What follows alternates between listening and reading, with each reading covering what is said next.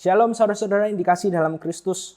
Hari ini kita akan merenungkan kebenaran firman Tuhan yang terambil dari 1 Tesalonika 4 ayat yang ketiga sampai kelima. Firman Tuhan berbunyi demikian. Karena inilah kehendak Allah, pengudusanmu, yaitu supaya kamu menjauhi percabulan, supaya kamu masing-masing mengambil seorang perempuan menjadi istrimu sendiri dan hidup di dalam pengudusan dan penghormatan. Bukan di dalam keinginan hawa nafsu seperti yang dibuat oleh orang-orang yang tidak mengenal Allah. Saudara-saudara, dalam hidup ini memulai suatu hal itu akan selalu lebih mudah daripada mempertahankan apa yang telah kita mulai itu. Memulai menjalani gaya hidup yang sehat lebih mudah daripada konsisten mempertahankan gaya hidup yang sehat. Berolahraga sekali-sekali itu mudah, tapi secara konsisten berolahraga setiap hari itu akan jauh lebih susah.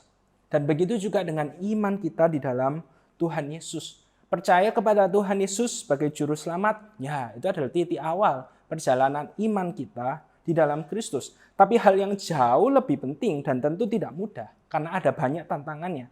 Bagaimana kita menjalani iman tersebut?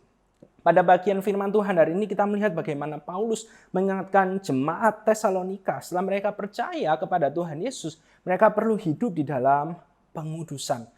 Pengudusan ini adalah sebuah proses yang harus terus-menerus jemaat Tesalonika jalani, kita jalani sebagai seorang anak Tuhan. Dan kalau misalnya kita lihat dalam konteks jemaat Tesalonika pada waktu itu, maka dosa yang sering kali menjadi tantangan terutama dalam hidup mereka, yaitu pernikahan yang kudus. Rasul Paulus mengingatkan agar mereka menjauhi percabulan dan hidup kudus. Caranya bagaimana? Jelas sekali dikatakan oleh Rasul Paulus. Jangan hidup sesuai dengan keinginan hawa nafsumu. Karena orang yang hidup sesuai dengan keinginan hawa nafsunya, itu adalah hidup dari orang-orang yang tidak mengenal Allah. Sedangkan mereka sudah mengenal Allah. Kita sudah mengenal Allah. Maka dari itu kita mampu hidup kudus. Dan di sini kita melihat ada perbedaan yang jelas sekali antara hidup seorang anak Tuhan dengan mereka yang tidak mengenal Tuhan. Orang yang tidak mengenal Tuhan, mereka akan hidup semau diri mereka sendiri.